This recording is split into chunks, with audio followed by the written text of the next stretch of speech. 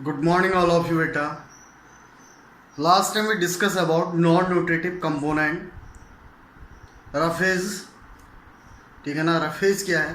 It's a non digestible part of food. Food का part जो digestible नहीं हो पाता है उससे रफेज कहते हैं, ठीक है ना।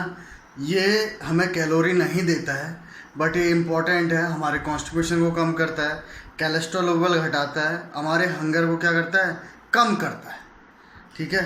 उसके बाद दूसरा था आर्टिफिशियल स्वीटनेस। आर्टिफिशियल स्वीटनेस क्या करते हैं, वो हमें स्वीट टेस्ट देते हैं लेकिन वो रियल में ग्लूकोज लेवल को इंक्रीज नहीं करते हैं। कलर कंपाउंड एक तो नेचुरल होते हैं, एक आर्टिफिशियल होते हैं। आर्टिफिशियल जो है केमिकल युक्त होते हैं, वो हमारे लिए हार्मफुल होते हैं।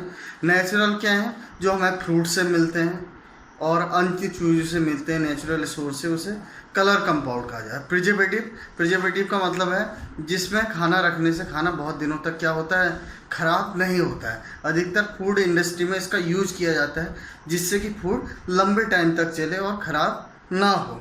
उसके बाद था बीएमआई जो था बॉडी मास इंडेक्स है, जिससे हम अपनी वेट कैटेगरी को चेक कर सकते हैं। हम अंडर वेट हैं, नॉर्मल वेट हैं, ओवर वेट हैं या ओवेस है। तो बीएमआई का फॉर्मूला था वेट अपॉन हाइट का square, weight in KG, height in metre का स्क्वायर, ठीक है ना। उसके बाद आपने टेबल चेक करना था आप किस कैटेगरी में आते हैं। Today we discuss about tips for weight control. Weight कैसे कंट्रोल किया जाता है। Balance diet, obese person should take balance diet with very less amount of carbohydrated fat. जो ओवेस पर्सन है उन्हें बैलेंस डाइट लेना चाहिए और बैलेंस डाइट में अपना कार्बोहाइड्रेट और फैट का परसेंटेज कम करना चाहिए। उसके बाद eating lot of fibre food, हमें फाइबर फूड लेने चाहिए जिससे कि फैट कैलोरी ज़्यादा ना हो, ठीक है ना। उसके बाद अवॉइड फैट, हमें जितने भी डेयरी प्रोडक्ट हैं, घी, क्रीम, बटर लाइक दिस, इनको अवॉइड करना चाहिए। इससे फैट परसेंटेज बढ़ता है, ओबेसिटी बढ़ती है, ठीक है ना। फ्राइड फूड नहीं खाना चाहिए, हमें रिफाइंड ऑयल और मस्टर्ड ऑयल का यूज़ करना चाहिए कुकिंग में। Physical activity and Owais person should regular perform physical activity and avoid the sedentary life style. हमें जो है फिजिकल एक्टिविटी करनी चाहिए जिससे कि कैलोरी बर्न हो, ठीक है ना। और सेडेंटरी आरामदायक ज़िंदगी नहीं जीनी चाहिए, खाया और सो गए विदाउट।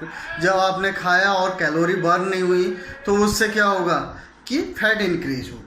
उसके बाद अवॉइड जंक फूड, जितने भी जंक फूड हैं, फास्ट फूड है, उन्हें अवॉइड करना चाहिए। उसमें कैलोरी की मात्रा ज़्यादा होती है, वो स्पाइसी ज़्यादा होते हैं जो हमारे हेल्थ के लिए हार्मफुल होते हैं। उसके बाद ड्रिंक वाटर, हमें पानी ज़्यादा पीना चाहिए जिससे कॉन्स्टिपेशन ना हो, डाइजेशन बना रहे, ठीक है ना। एसिडिटी जो है रिड्यूस हो। उसके बाद स्पाइसी फूड, जो स्पाइसी फूड होते हैं, जो ज़्यादा मसालेदार इस टाइप के फूड होते हैं, उन्हें अवॉइड करना चाहिए।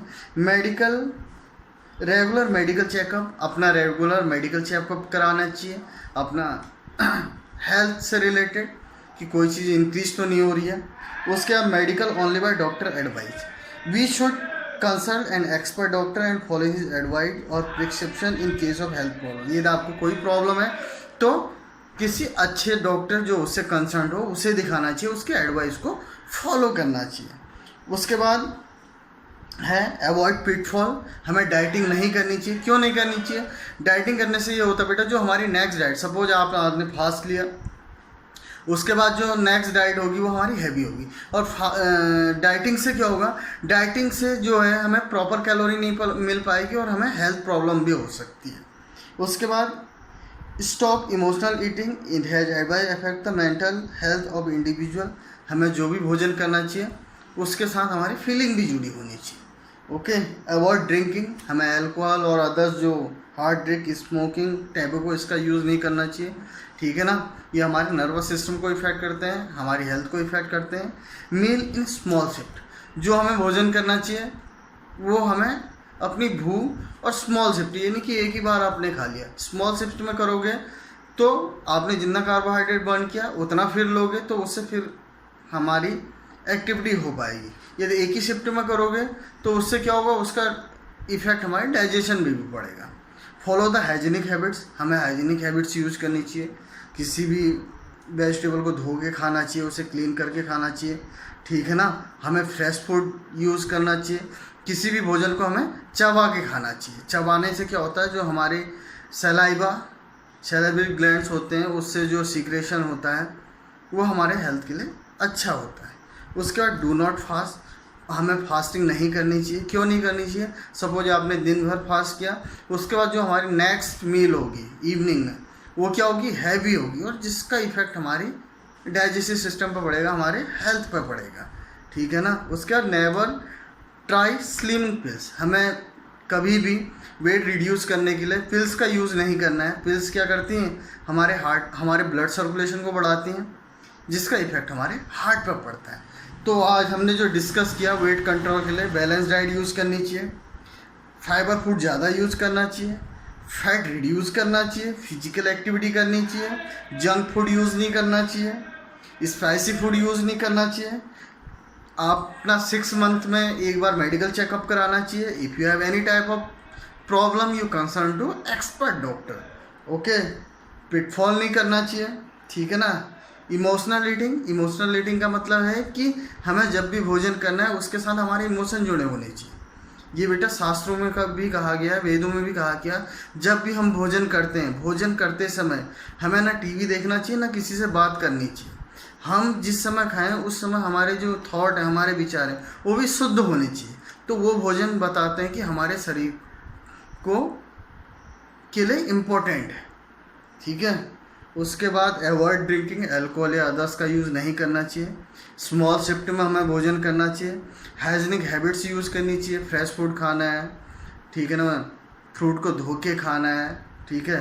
उसके बाद फास्ट नहीं करना चाहिए। फास्ट इसलिए नहीं करना चाहिए जो कि हमारी नेक्स्ट मील्स होता है वो हैवी होता है। उसके बाद नेवर ट्राई स्लिमिंग पिल्स, जो पिल्स आती मार्केट में जिससे वेट रिड्यूस होता है, वो पिल्स यूज़ नहीं करना चाहिए, क्योंकि उस पिल्स का यदि हैबिचुअल हो जाता आदमी तो उसका लार्ज इफेक्ट जो है किस पर पड़ता है, हमारे हार्ट पर पड़ता है, okay. Read it properly. Thank you, have a nice day.